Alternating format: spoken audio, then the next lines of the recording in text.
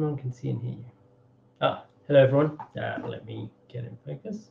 Hello everyone. Thanks for joining us today for this discussion on kind of education, evolving your skills. And joining us today, we have a fantastic team. We've got Jim Brown of Double Negative, Andrew Schlussel of Netflix, Amy Smith of Framestore, and Ben Radcliffe of Unity. So we've got a mix of real-time technology professionals, VFX professionals, and hopefully we're just going to open up the floor and have a chat about growing your skills, learning what to learn going into this kind of new era of metaverse, and we'll take it from there. So hopefully the panelists are going to join us soon. Here we go. Here's Andrew, Amy. Thank you everyone for joining us. Jim, and we just wait for Ben. Should be here soon. How you doing, everyone? Good, thanks. How's your Friday? Good. Yeah. All right. So we just wait for Ben, and then we can do some introductions and kick things off.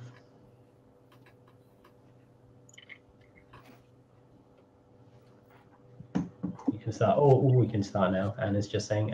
So if we just start with a quick round of introductions, I'll kick things off, and then. So I'm Jay, or Jahirul Amin, or I should say I'm Jahirul Amin, or Jay. I run CGAcademy, which is a training company for VFX animation in games, and I do a lot with companies and universities, essentially, in terms of education. Andrew, are you good to go next? Yeah, happy to. Andrew Schlussel, head of education and training at Netflix Animation, although I'm new to that role. I've actually, before that I was at Framestore, before that at MPC, and then before that DreamWorks Animation. Cool. Oh, sorry. And Amy, I'll just point to you next if that's okay. Yeah, no problem. Hi everybody, my name's Amy and my role is I'm head of talent globally for Framestore. And Jim, if you're happy to go next. Then. Sure. Hi, everyone. I'm Jim. I'm a senior talent acquisition partner, which means I'm a recruiter for DNEG. Just the fancy title, is it? It is, yeah. And then Ben, if you're happy to. Hello, I'm Ben Radcliffe. I am a media and entertainment technical specialist at Unity Technologies. I've been here for 3 years, but before that I was 20 years in film and visual effects, working with all these fine people. Fantastic. And we are going to take questions as we go. So if anyone does have questions they'd like to drop into the comments, I am keeping an eye on that. So do feel free, if it's relevant to the conversation as it's going, then I'll throw it in, or we can save some of the questions to the end. So yeah, I guess the whole festival is about embracing metaversity, the metaverse, and over the last few months or years, there's been a lot of change, especially with COVID happening and how people are working. And developing their skills for the future. So I guess my first question is kind of, and this is open to everyone, with the technology changing, have you found that storytelling continues to change as well, and are current skills relevant for what we're about to jump into, which is this new metaverse realm, and also storytelling in a more 3D environment almost? Who wants to go first? I can. I'll respond, I guess.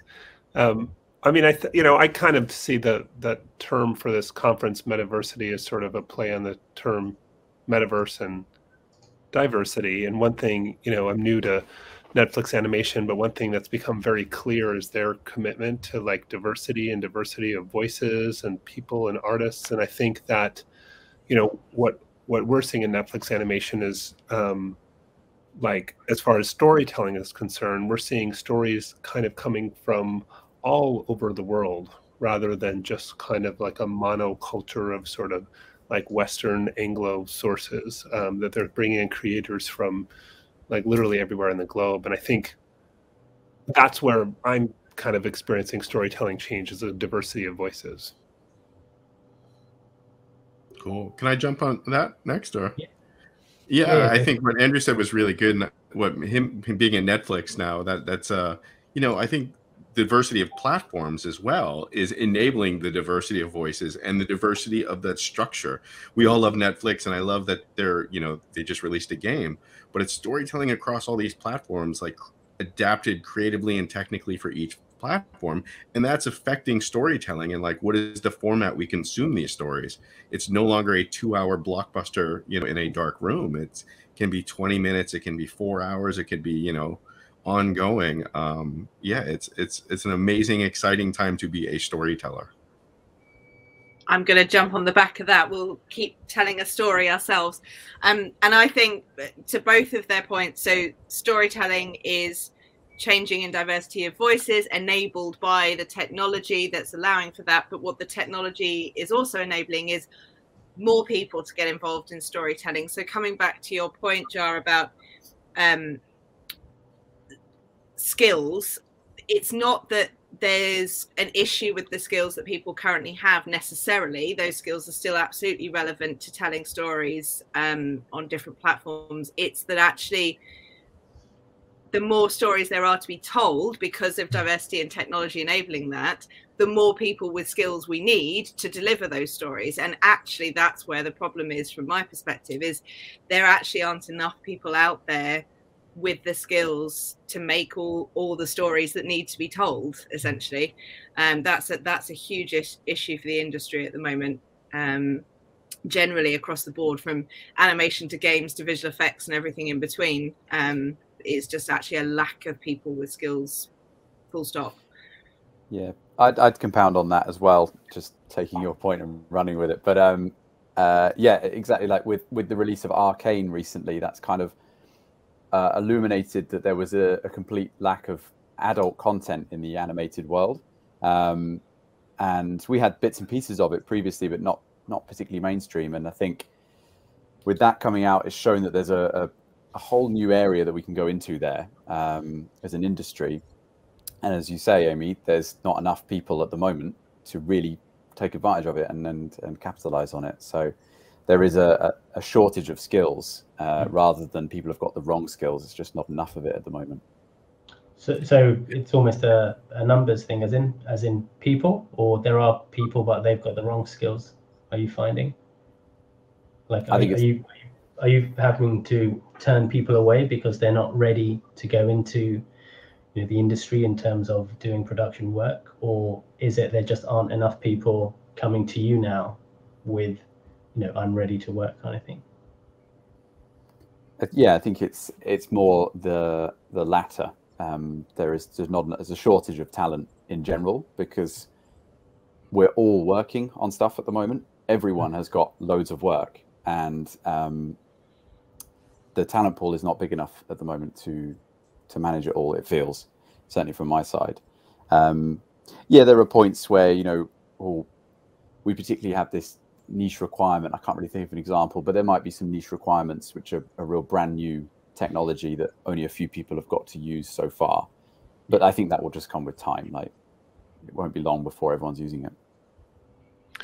Yeah, I mean, I think it's, you know, that shortage of talent is connected to the other side of that equation is just the massive amount of media that's being generated and the incredible scale. I mean, I'm old now, and when I was a kid, you know, you'd have like one big animated feature a year or two.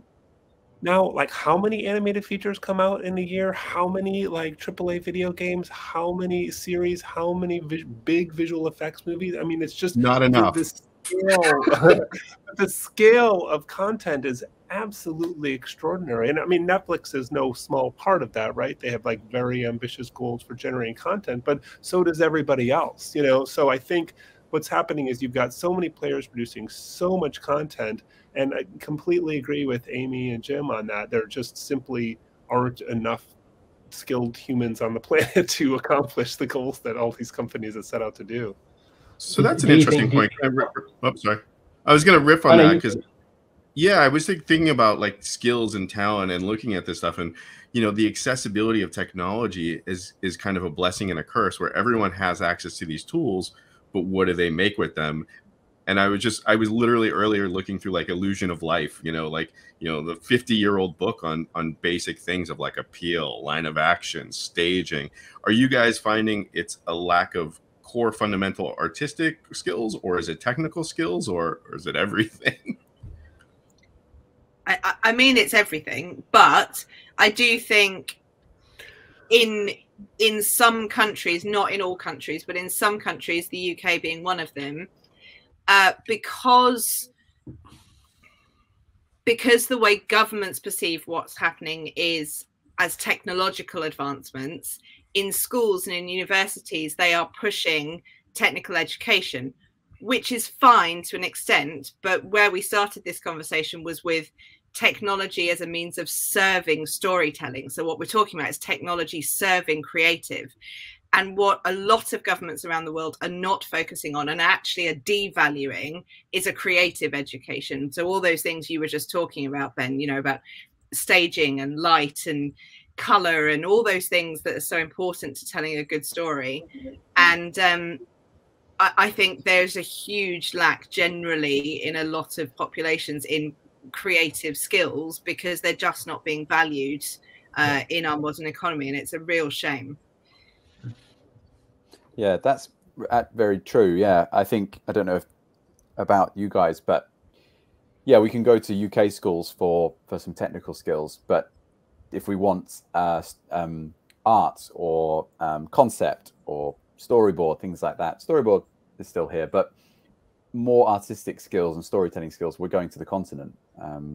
And then obviously with Brexit, we're paying for visas to get these people in. So instead of going to our own homegrown talent, we have to go outside of that. And it's not necessarily a bad thing, but it would be nice to see more of that available in the UK. When I was at ILM, there was like 3 schools in France that we just went to them.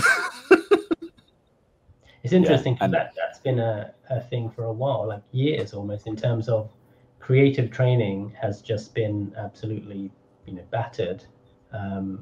And obviously we're now seeing, we've been seeing the effects of that for a while. Do you see that changing though, as in universities, colleges, schools actually encouraging more creative training, more, a bit on color, a bit of life drawing, etc.?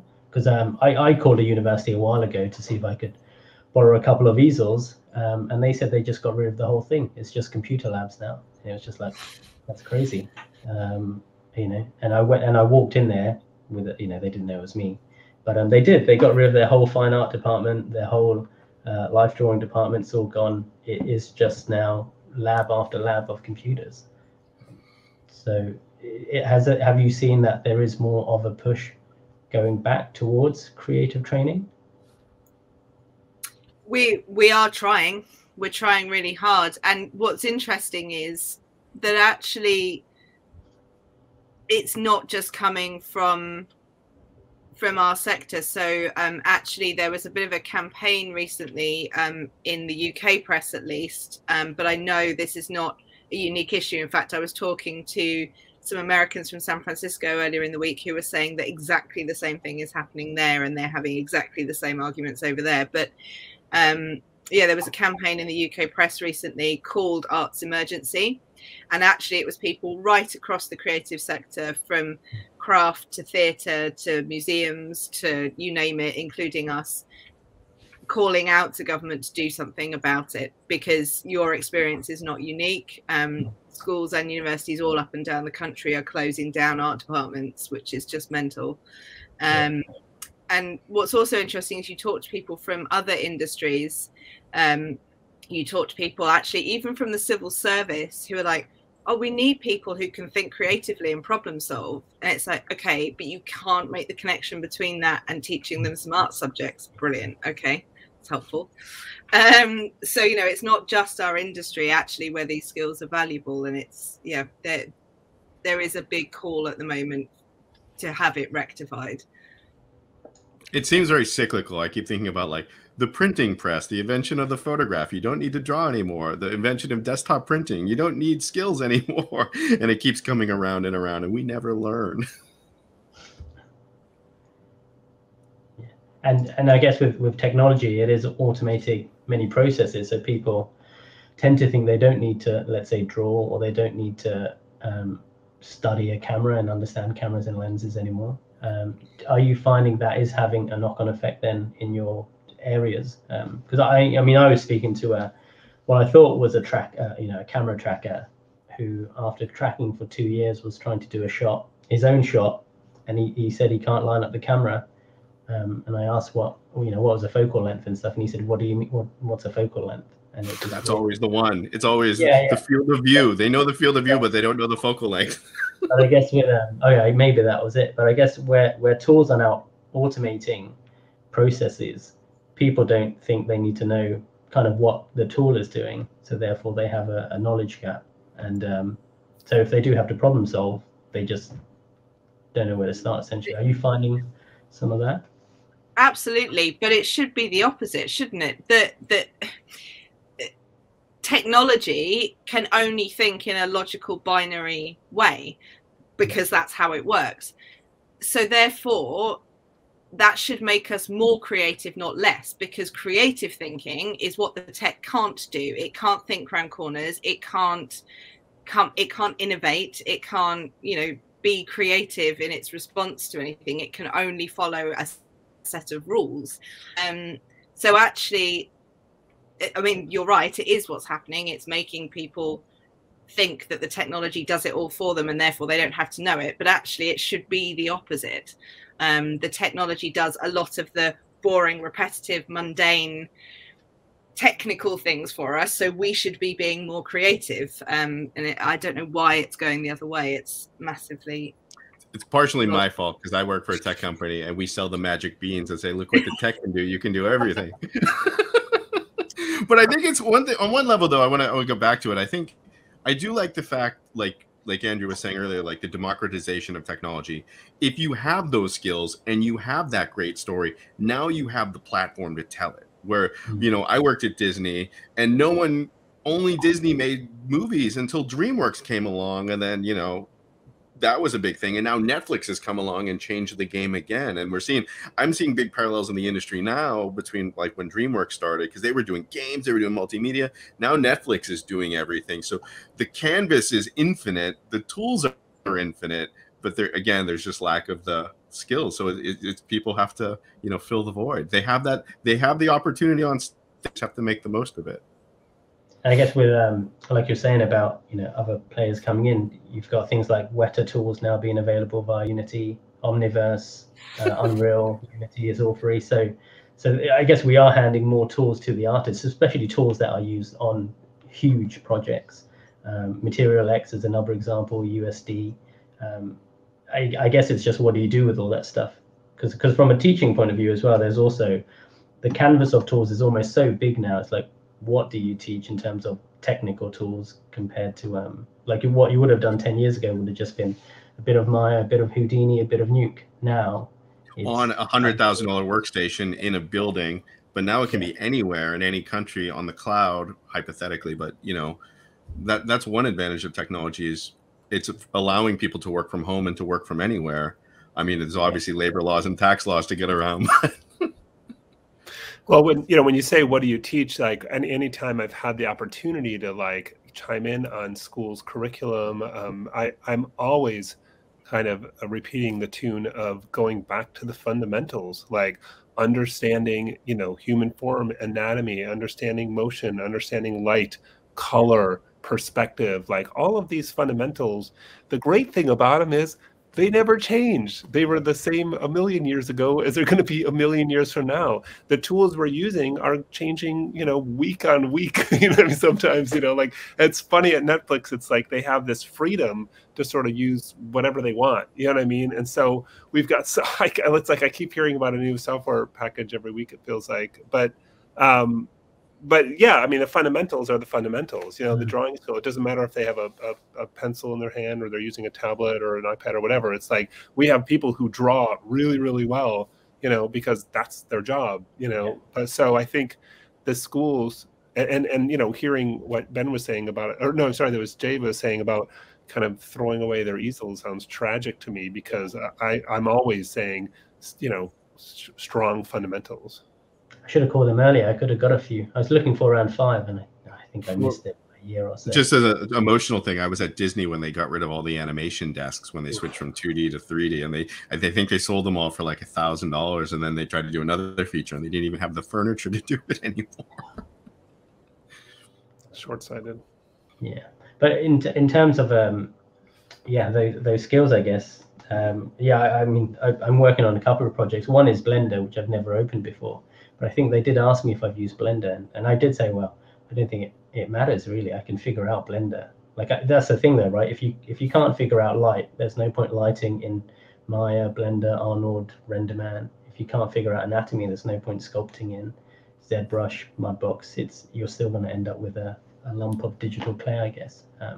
So do you find, I mean, and I guess, you know, everyone here kind of pushes for those kind of core fundamental skills. Are you finding the students' work that you're seeing, or even the lecturers that you speak to at universities or colleges or any educational place, are they picking that out from your feedback and implementing that into their training so the students come out with those skills? The good ones. Like, and the ones we tend to partner with are the ones that listen to us, you know, so, you know, and then other ones don't. I think, you know, I think there's a sort of like, you know, like this big proliferation of programs in stuff like games, you know, interactive, or, you know, VR, or, you know, visual effects. Like there are all those kinds of things, because I think for a lot of schools, it's kind of like sexy. It's sort of the jewel on the crown of the school. It's sort of like, oh, we teach this, you know, interesting, creative, cutting edge thing. And they don't necessarily have the kind of the right people, the right expertise to really deliver on those promises. You know, it's kind of seen, it's kind of, they've sort of, the supply demand thing is a little bit mixed up. They kind of want to get into that market, but they don't necessarily invest in the right expertise to do it. So there's a lot of not good programs out there, I think, that far outnumber the really good ones. And I guess we're thinking, because with virtual production, you know, it went crazy last year or the year before. I forget what year we're in. And then suddenly now, every time I speak to a lecturer or university, they're saying how they're starting their virtual production course, their 1-year program here, their 6-month program there. Is that jumping onto a bandwagon that, you know, they should be developing skills in core fundamentals rather than just trying to plug in a new technology and sell it as the, you know, this is what's going to get you into the industry, or this is what the future needs in terms of skills? Well, it's interesting. I've been sitting on a working group with other people involved in training, but also people working in virtual production, where we've been looking at the skills required for visual effects generally, and trying to pull out from that to help all these courses around the country who are starting up virtual production courses, trying to pull out where we think there are specific nuances to virtual production as opposed to just a core visual effects skill. And, you know, there are very, very few. Most of the time that conversation was, yeah, but if they learned that visual effects skill, they could apply it to virtual production. It's not that hard. You know, there were very, very few things that were actually specific. And actually, most of them were more soft skills, because it's the environment that's different as opposed to the skill set. You're applying your skill set on set, where you've got to work with people who don't understand what you're doing, or the language you're using, or how that's going to impact their job. So much more of the change of skill set was around communication skills and understanding set etiquette and those kind of things, rather than the actual core fundamental skill set.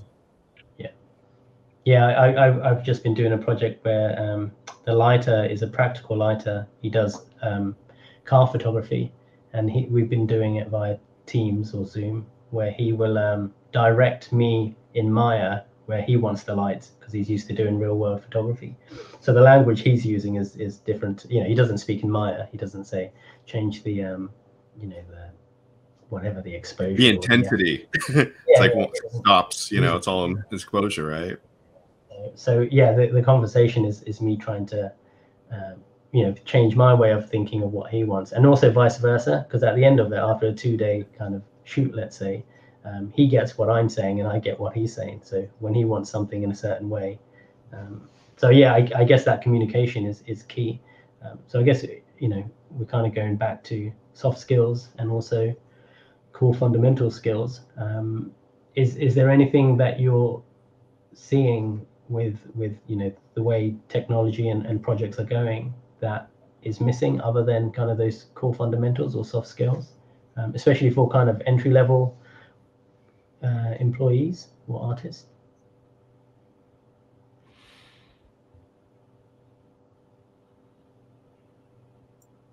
Well, I mean, Ben's sitting right there, so I think we would be remiss to not call out real time and the fact that real time is moving into animation and visual effects workflows in an increasingly significant way. And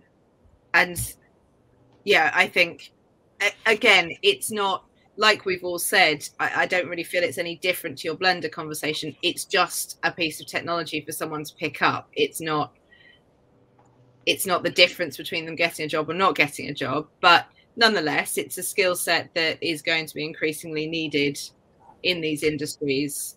That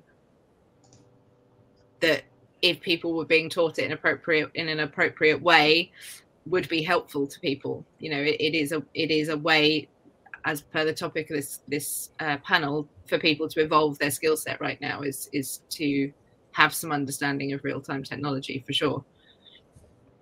It's interesting you say that, though, because now, like, I was kind of at the birth and jumped on the real-time thing about 4 years ago, 3 years ago.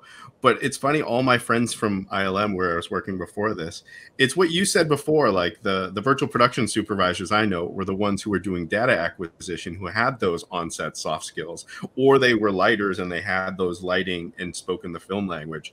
And all the jobs say 3 to 5 years virtual production experience, which really kind of doesn't exist at this point. So it's this interesting conundrum. But as far as technical skills, back in my day, it was funny because it was Unix skills. You needed to know how to operate these Unix, Linux boxes back then, but I was on the SGIs.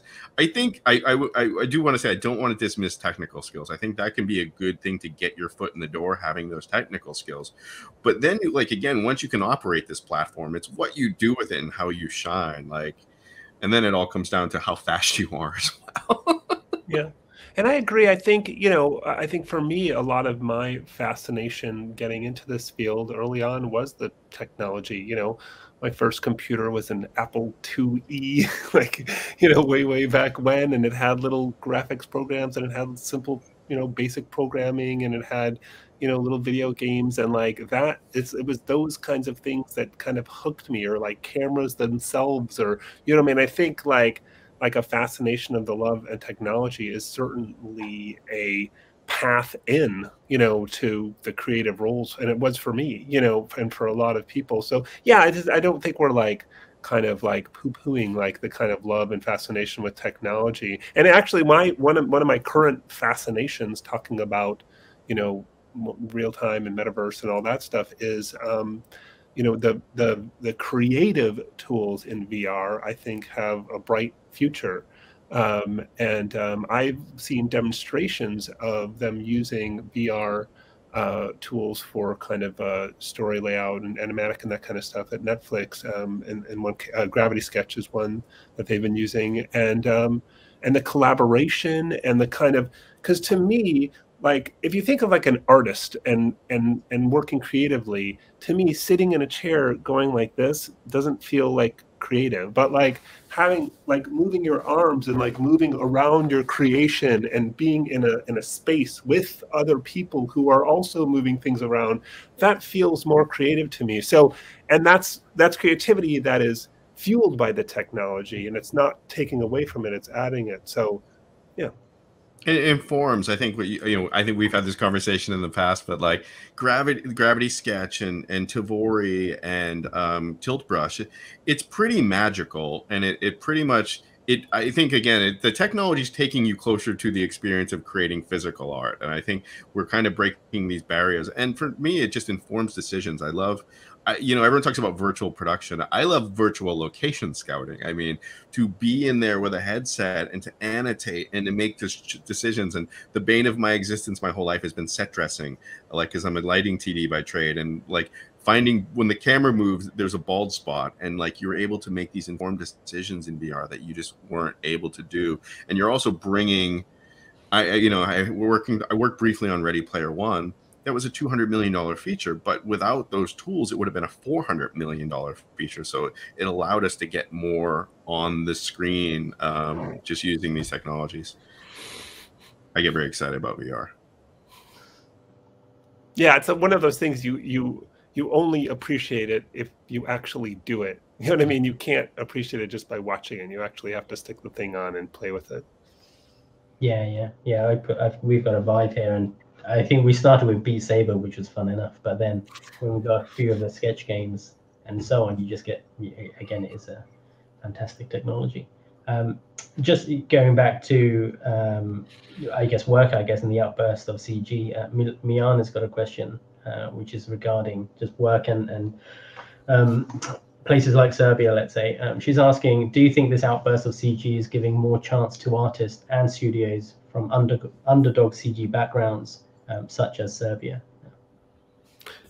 Actually, something interesting I can share about that, which is something that, so Netflix as a company has a pretty big footprint in visual effects, in the kind of as a client of visual effects companies, and they've developed something called NetFX, which is a cloud platform with kind of exactly that goal, which is to allow smaller companies that may not have the resources to kind of have a robust pipeline or set of tools or be able to scale up easily to use a pipeline and a set of tools, so that we can kind of expand the vendors that we work with, so that they have, and that, it comes with things like templates. So they open up Nuke and they already have a template for kind of how they can work, and it comes with, we're kind of building up sort of more learning materials on how to use all these things. So I think that is one example where I would say, yes, it is broadening, sort of the opportunity and access to do this kind of work. And can I jump in on that? Like Arcane, that's not from a Disney, that's not from a DreamWorks, that's from a small studio in France that, people in the animation industry knew, but now the whole world knows you. That project's amazing. I feel like, projects like that are coming out of all corners of the globe, just amazing work. And all these studios from, they're not all in LA anymore, and they're not all in Vancouver anymore. Or UK, sorry. Okay. And there's another question just from Dargo, or a couple of questions. He's asking, do you think that there may be a lack of, do you think that maybe there are a lot of creative people who could contribute to the film game industry, but they lack the technical skills? I mean, yeah.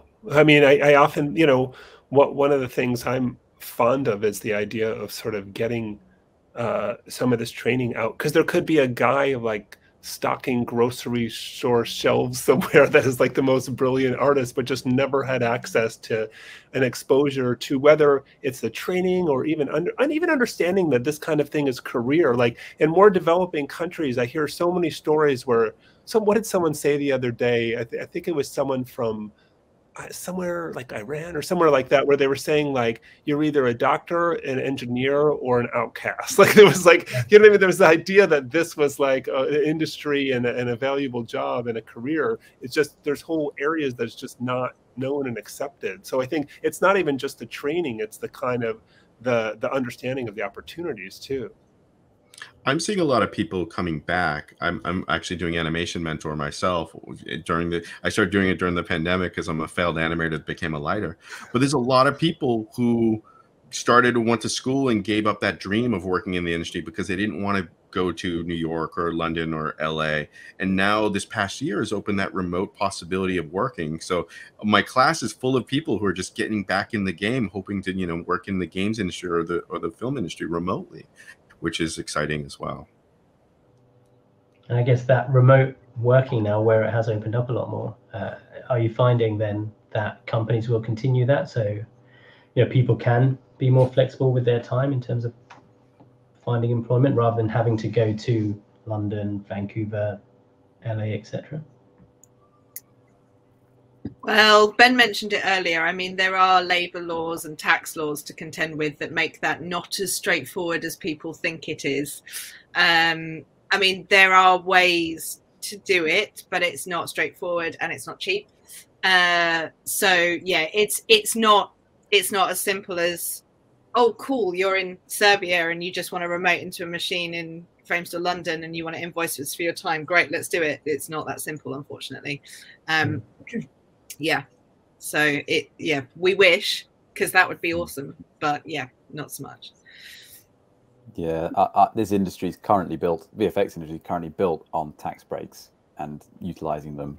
So it's, yeah, exactly the same issue. And it would be if we move to a complete remote paradigm, then that's going to be a big shift for this industry. But I guess the remote would be UK workers still living in UK working for a UK-based company, I guess, or vice, or wherever else in the world. Yeah. I mean, the couple things I'd say on the other side of the equation is, one, now that people had the taste for working from home, it's going to be difficult to put the toothpaste back in the tube, if you know what I mean. Never going back. Because, you know, like Netflix Animation is building these fabulous facilities, and it's like, one of the questions on what people's minds is, do people want to come to the office, and for what reason, and what do we value? And there's a lot of good answers to that, and that could be a whole other panel discussion. But I think that there's that piece, and I think the other piece is what we talked about at the beginning, which is this kind of a shortage of talent is going to force the hand of a lot of companies to figure out how to deal with some of those challenges around taxes and employment and stuff. So agreed, it's not as simple as people would like to think, but the hand might be forced where they're going to have to find ways to leverage that because of, the global shortage. It's going to be interesting to see how the tax breaks things work out. I'm thinking places are going to have to double down to keep people in these cities. I mean, for us, we're trying to lure everyone back. Everyone's scattered at the pandemic and went all over the globe because they couldn't work remote. And it's like, we're trying to bring people, find out where they are, first of all, and then bring them back.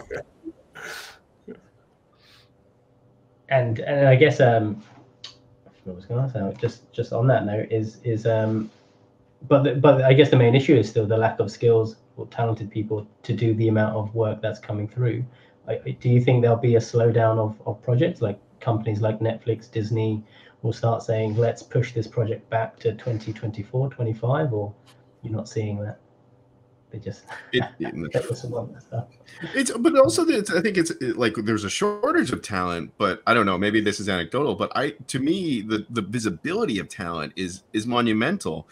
There are so many amazing concept artists. Then, like, when I was starting out, there were like 4 famous concept artists. Now there's people with skills all over the place that are just amazing. So people have access to this training and these skills, but the more we feed the beast, it just keeps growing. And I remember they were saying, I keep thinking about this, I might have said it earlier, but like this article that said we reached peak animated film saturation with 20 films a year.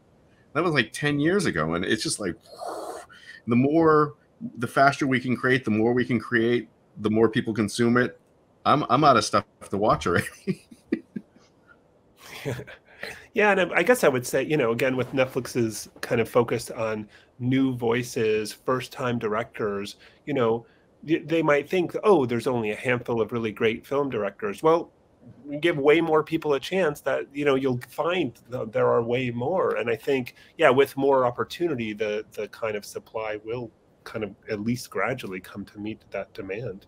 And I mean, I'm obviously, being in the career of education and training, I'm like really fond of education and training programs to build talent. I know that, Jay, that's what you're in the business of as well, right? So I think that will be increasingly valued and increasingly embraced and supported and invested in by, companies and hopefully governments too across the board. Yeah. Okay, jump on that too. I love the Netflix model and like the diversity of storytelling, and I think that's what I see. Like, being an American who lived there and in Europe, and I travel all over Europe, or I did before, is the diversity of storytelling in regions. And even beyond Netflix, like local people telling stories. Like I work a lot in Scandinavia, and well, they kind of have the same, you know, Frozen thing, but you know, people don't want to see the Disney model of, you know, the dead parents, the princess with the animal sidekick. They have regional stories. I've done a lot of work in Africa and the Middle East and Nigeria, Nollywood. That's a whole, I don't know if you guys know about Nollywood. Nollywood's exploding. That's a whole nother region with specific stories that they want to tell, and that's really exciting. And technology's bringing that barrier down for them as well. So we will be able to find the Nigerian Martin Scorsese due to, you know, the accessibility of technology. Yeah, fantastic. I'm just trying to think if anyone has any questions. Again, feel free to drop them into the chat. I think there's a comment from Creator saying in Serbia it's pretty difficult to hook tech students to VFX because they earn a lot more as software developers. And then Malika's asking, what do you think about bridging the gap between art and tech education? From where you sit, are you pushing the government programs to build that? Yes, we are. So, I mean, some of the things that we're working on across the globe is, so starting earlier. So in the UK, we've already done it. I know that it's a conversation that's happening in North America as well, and that's to design college or school level. So in the UK, that's sort of 16 to 18-year-old education, so pre-university, designing courses that are vocational in nature and that are specific to these industries, that are written by industry and that have exactly what you just said, that combination of art and technical skills taught together, and their relationship with each other. So yeah, so there's building those courses, and then there's also, as you said, lobbying governments about, you know, this nonsense separation that exists between art students and science students, and discouraging students who say they'd like to do maths, physics and art, and telling them that's a nonsense when patently it's not. So yeah, so we're doing all of those things. In addition, in the UK, and again, I know this is also a discussion going on elsewhere in the world, we've developed apprenticeships, which is a little bit to Darko's point earlier as well, which is taking people who demonstrate that they have that creative interest. You know, maybe they draw, maybe they take photographs, maybe they go out their mobile phone and shoot short films or whatever, you know, they've got that creative interest, and then bringing them on as an apprentice to teach them the technical skills actually within industry. So helping them make that crossover, because perhaps they can't afford to go to university, or they can't afford the technology at home to train, or, you know, there's all sorts of reasons why someone might not be in a position to learn that themselves. So we bring them on and teach them via an apprenticeship. So yeah, there are lots of different models we're using to try and build that bridge between art and tech education. Great, yeah. Again, and yeah, you know, more of that would be fantastic, I reckon. We'll just wrap up soon, I think, unless anyone else has any other questions. I think we're at the time to wrap up. I guess one final question, or maybe if anyone wants to make short statements, is anything, you know, any advice you would give to either existing students or professionals in terms of developing their skills for VFX, games and animation, or just storytelling in general? For me, I would say become part of, I mean, there's a global community online right now, and I think this is the best time with things like Instagram, ArtStation, all these platforms for sharing and learning and online tutorials. Become part of the community, start an Instagram, and just post and keep posting and keep posting. You'll see your progress. You'll get better and better and better. You know, just keep going. 10,000 hour rule. It takes everyone 10,000 hour rules to, you know, master a skill, and just keep going. Yeah, I definitely wanted to say that as well, that there's so much communication out there now and so much information available that you can share ideas and learn from your peers. So it might open your eyes to things you didn't really know about. For I was going to say for DNEG just specifically, one thing that I think is probably really hard for aspiring artists and students is that if you're coming to somewhere like DNEG, like a big VFX house, is you kind of already need to know what you want to be when you approach or when you apply. Like, you need to know, I want to be an effects TD or a sculptor, because it's difficult now to come in as kind of like, I'm a fresh VFX graduate who's looking to explore their career and start from there. Like, you can adapt and change as you go, but you have to have a vision. And I think you can only get that if you do a lot of research by talking to your peers. Cool. I just asked this one question from Not Like Us. I don't know the real name. He's saying he's currently learning 3D in Blender and was wondering if he should stick with that or start learning Maya or any other industry package, Cinema 4D, etc. I'm biased. Stick with Blender. Don't learn Maya. No, that's what I was going to say as well. Like, we use Maya as the baseline for our pipeline, but if you're learning 3D, start with Blender for sure, and stick with Blender until you're confident. There's no issues with that whatsoever. There's an amazing community. There's amazing stuff. Yeah. People are doing amazing things with Blender. It's really exciting. I think it just has a better community. Yeah. So not to knock the Maya community, I think Blender has a great community. And it definitely is on like an upward trajectory, trending, you know, both in the community, but also in the industry. It's just like, you know, a couple of days doesn't go by where I don't hear the word Blender. So it's definitely growing in use. Great. Cool. So we'll leave it there. I think that's all the questions from everyone. So again, huge thanks for, you know, Amy, Ben, Andrew, and Jim for joining us. Thank you to CGA Belgrade for hosting us. Yeah, thank you guys so much. I would just like to thank you all, because this subject is so relevant to this time, and I think that as our civilization is exponentially goes to virtual, actually we will need more and more and much more in the future. The people that are doing and working on this CG content. So it is really important to speak about all these subjects. And since I would just like to ask you one more question for the end.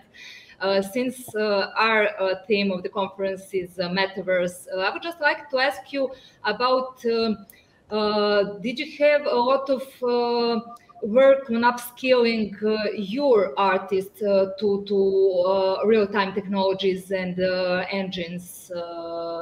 Do you need that at this time for VFX studios in particular?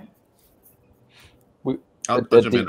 I'll just keep going. I jumped into a real-time technology company from visual effects. No real-time background. A lot of the skill sets were the same. Less excuse for coffee breaks, I would say. Less render excuses, but I jumped right through. So it's not so hard. No, it just allows you, like I said, you can't make excuses. I'm rendering. Yeah, I know that one. Amy, and in Framestore, I think that Escape told me that you did a lot of training for your guys as well. Yeah, we have done training more for speed than because it's difficult. So, you know, as Ben said, it's not that it's difficult for people to learn these things, but we needed them to learn it in a time period, you know, after which they would be useful, right? We had projects in mind that we needed them to be useful for, so we needed them to know by a set date. So yes, we've done some external training with Epic, for example, with Escape Studios, but we also have actually an in-house dedicated real-time technologies trainer at Framestore, whose job it is to go around all the departments, making sure that they're upskilled and know what they need to know as relevant to their department. So yeah, we have a dedicated resource internally for that. Cool. And statistically speaking, how many projects do you now have that you use real-time technologies in comparison to you know, like Arnold or whatever other renders and softwares? I honestly couldn't tell you, because I mean, we have a whole immersive department who do all sorts of different projects using real-time technology. We then have another department who's making an entire short film in real-time technology. We're looking at its applications, not to complete a film visual effects project, but to be used in certain parts of the pipeline of film projects. So it's being used all over the company all the time. So I couldn't give you a statistic of it's X% of our work, but it's being used right across the company in all the different departments. So thanks. And Jim, from DNEG perspective, how is Yeah, real time doing? Yeah, but pretty similar to Framestore. Like we're using it quite consistently, as Amy said, to not as the basis of projects, but using it in projects quite regularly. Although we did just release the short film Mr. Spam Gets a New Hat, which was made entirely in Unreal, and that was working with Epic directly as the client. So there'll be more of that coming for sure. Yeah, cool. That's really cool. And Ben, do you have some maybe remarks on the new Unity acquisition? That is a really huge news. I mean, there's not much I can't share that's already publicly out there. I think we're all excited, and I think it just goes to. I think it goes to this whole thing. Like we have these amazing tools from this amazing thing, and it's about democratizing them, making them accessible, and allowing people to use these tools. Now they have the tools to tell the stories. They have no excuse. So we'll see what people can make with them. Yeah, it's really great news. So in VFX is really, you know, so exciting times. Thank you very much for being here and sharing with our audience, and see you on some other occasion again. Bye, everyone. Thank Bye, you. everybody. Thank you. Bye. Thanks, Jay. Bye. Thank you.